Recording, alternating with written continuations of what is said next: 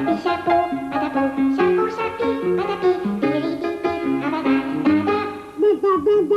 Tracer la représentation graphique de la fonction f de x égale moins 2 tiers de x plus 4. Comme il s'agit d'une fonction affine, sa représentation graphique est une droite. On remarque que le coefficient directeur vaut moins 2 tiers, il est négatif, on devrait donc avoir une droite qui descend. La première méthode consiste à utiliser les coordonnées de deux points. Pour obtenir les coordonnées de ces deux points, il te suffira de choisir deux valeurs différentes de x.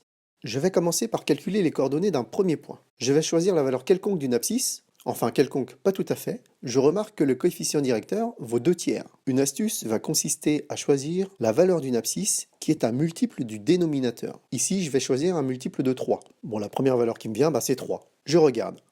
Si l'abscisse vaut 3, que vaut l'ordonnée? Bien, il suffit de la calculer. Je prends l'expression de ma fonction et je remplace x par la valeur que je viens de choisir. Y vaut donc moins 2 tiers fois 3 plus 4. Après calcul, et comme j'ai pris soin de prendre un multiple du dénominateur de mon coefficient directeur, mes calculs se simplifient et j'obtiens 2. Donc le point que je vais appeler A, deux coordonnées, 3 en abscisse, 2 en ordonnée, appartient à la droite. Je le place dans mon repère. Et je recommence avec une deuxième valeur pour x. Comme je dois prendre un multiple de 3, je vais changer, je vais prendre un négatif, disons moins 6. Si x vaut moins 6, que vaut y? Eh bien comme tout à l'heure, j'utilise l'expression de ma fonction, j'obtiens que y est égal à moins 2 tiers fois moins 6 plus 4. Mes calculs se simplifient, j'obtiens 8. Donc mon point B de coordonnées moins 6, 8 appartient à la droite. Je place ce deuxième point dans mon repère, et il me reste à relier les deux points obtenus.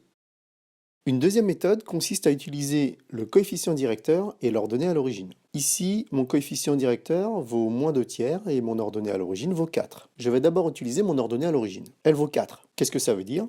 Tout simplement que la droite va couper l'axe des ordonnées à la valeur 4. Je peux donc placer mon point à cet endroit. Je vais ensuite utiliser le coefficient directeur. Le coefficient directeur, en fait, c'est le taux d'accroissement de la fonction entre deux valeurs. Il s'agit du rapport entre l'accroissement des ordonnées et l'accroissement des abscisses correspondantes. Le coefficient directeur vaut moins 2 tiers. Alors ce nombre, je vais l'écrire moins 2 sur 3, et tu vas voir pourquoi. Le numérateur du coefficient directeur représente l'accroissement des ordonnées, delta y, et le dénominateur du coefficient directeur représente l'accroissement des abscisses, delta x. Mon delta y vaut donc moins 2, et mon delta x vaut 3.